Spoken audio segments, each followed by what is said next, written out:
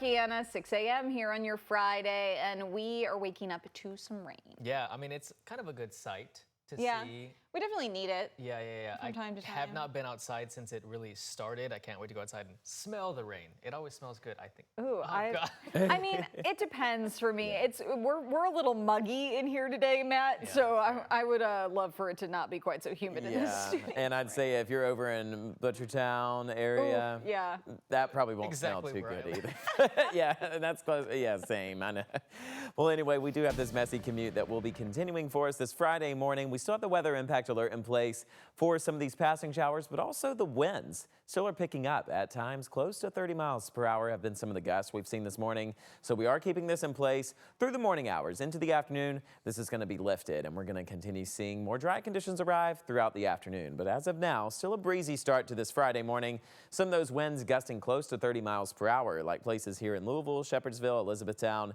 Bit of a gusty beginning to this Friday morning all along this line of showers that's continuing to arrive farther into Kentuckiana. As we continue going throughout the rest of our morning, we're still going to be dodging a few of these showers. They're starting to make their way closer into the Louisville metro. This morning, some brief periods of some heavier rainfall will be possible, but most of this is going to be out of here as we head later on into the morning time. Here's a look at downtown from Jeffersonville. This view brought to us by U of L Health and First Saving Bank. Temperatures currently into those mid-60s. These are going to be our warmest temperatures of the day. It's going to be one of those patterns where our high temperatures are right now, and as we continue going throughout the day, we will see cooler and cooler conditions. So the rain shower is likely over with as we head closer to that 12 p.m. hour. And then we're going to see cloudy skies last through the afternoon and into the evening. And then as we head overnight, we will see the arrival of more southern showers that will be passing through more of our southernmost counties, but still some light rainfall expected across portions of Kentuckiana for your Saturday morning. We'll have more weather details about that coming up soon. Here's a look at that bus stop forecast. Showers to start off your bus ride on your way home. You can expect temperatures to be in the lower 60s with more cloudy skies. That's a look at your weather details for now. Here's an update on traffic this morning. As of right now, moving along fine across all of our major interstates into the city. If we have any holdups, we'll let you know. Grace, Gabe. All right, Matt, thank you. Our top story this morning, protests are sparking across the country after the death of Renee Good. ICE agent Jonathan Ross shot and killed Good in Minneapolis on Wednesday during an agency operation. People in Louisville, Cleveland, Kansas City, and Minneapolis held demonstrations last night. The State National Guard in Minnesota is on standby there. And now there's been another shooting by federal agents, this time in Oregon. Border Patrol agents say the two people shot have ties to a drug cartel gang. The Department of Homeland Security says border agents stopped a truck on Thursday in Portland, Oregon, and that gang, they're affiliated with a Venezuelan gang. DHA says the driver tried to run over the agents. Agents then shot 5 times as the truck sped away, but local officials say they cannot verify those claims. Our end, we do not know the facts of this case. We know what the federal government says happened here. There was a time when we could take them at their word. That time is long past. The two shot were taken to a hospital. As of this morning, we do not know their conditions. Oregon State Attorney is now investigating that shooting. Here in Louisville, hundreds came out to 2 different protests against ICE operations. You may have seen them on your drive home from work or marching downtown. WHAS11's Jose Alonso and photojournalist Aspen Hester report. Protesters taking a knee while holding a moment of silence in front of the downtown Louisville's U.S. Immigration and Customs Enforcement building. Power to the people! This large and peaceful group walking and chanting through downtown to the federal courthouse. Earlier, some of them were overlooking I-64. On this overpass, about 30 people with signs for drivers on the interstate down below, with honks of support. A group named the Sharp Objects protested ICE's actions in Minneapolis, Minnesota. That sign says ICE murders because that's what's happening right now. And I can't believe it, and I cannot believe it's happening in the United States of America. This protest blended into a larger one held on the steps of Metro Hall a few hours later, where a large picture of Renee Nicole Good, the woman who was shot and killed by an ICE agent on Wednesday, was present as Louisvillians shouted her name during nightfall.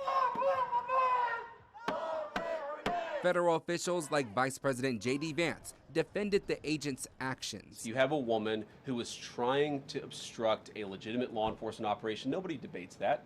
You have a woman who aimed her car at a law enforcement officer and pressed on the accelerator. U.S. Homeland Security Secretary Kristi Noem spoke on why her team was in Minneapolis in the first place. President Trump promised every single American that he would make America safe again.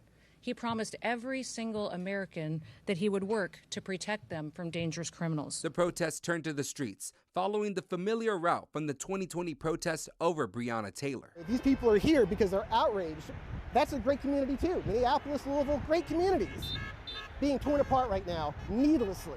LMPD Chief Paul Humphrey also speaking on the shooting in Minneapolis, calling it a tragedy. There's a reason why we have policies that say don't put yourself in a bad position.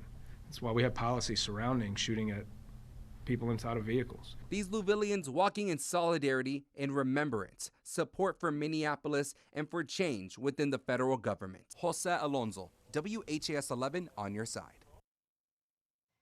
The protest ended in downtown Louisville shortly after 8 last night. This morning, LMPD Chief Paul Humphrey gave, and he believes, their strategy to keep crime down in the city is working. According to the Louisville Metro Gun Violence Dashboard, there were 107 homicides last year, which is down from 2024. It's the first time since 2019 there were less than 130 homicides in a year. Burglaries of homes and businesses went down along with auto thefts. Chief Humphrey says it's a step in the right direction, but the fight is not over. There is no goal. There is no finish line in this. We have to keep pushing. This comes from a combination of strategy, hard work, community collaboration, and some luck. Humphrey did say thefts of items out of cars did go up, which he called concerning. Overall, the department's 6 sustained focus improvement areas, also a decrease last year.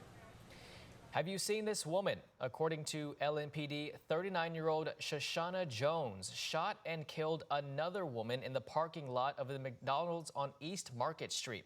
It happened New Year's Eve. The department believes she's armed and dangerous. If you have any information regarding the case, you're asked to call the anonymous tip line at 574-LMPD or use LMPD's crime tip portal. After a federal judge officially struck down Louisville's consent decree with the government, one council member is now pushing for the city's own reform. Councilwoman Donna Purvis wants Louisville's community commitment to become law. It's Louisville's local version of a consent decree focused on police reform. A federal judge has now formally dismissed the federal consent decree, which stemmed from an investigation into LMPD after the death of Breonna Taylor. Despite what some consider a setback, Purvis still wants to see change happen.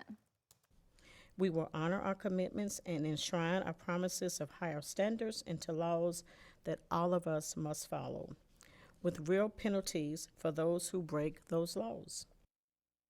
Right now, the organization Effective Law Enforcement for All is monitoring the city's reform plan. Purvis says she plans to hold multiple hearings for people to share their thoughts on the community commitment. And Metro Council reelected its leadership team for 2026. Brent Ackerson will serve a second year as president. Tammy Hawkins returns as president pro tem and Democratic caucus chair. Jennifer Chappell will serve as Democratic caucus vice chair. The minority Republican caucus will be chaired by Anthony Piagentini with Khalil Bashan as vice chair. Matt, coming over to you. We are in a weather impact alert day today. That's right. We are continuing to stay in this wet weather pattern that is continuing for us this morning. We still have these showers that are moving across Kentuckiana, allowing for a messy start this morning for us. We're still tracking these out as we continue going throughout the morning. We'll have all those details coming up in a few short minutes. All right, Matt, thank you.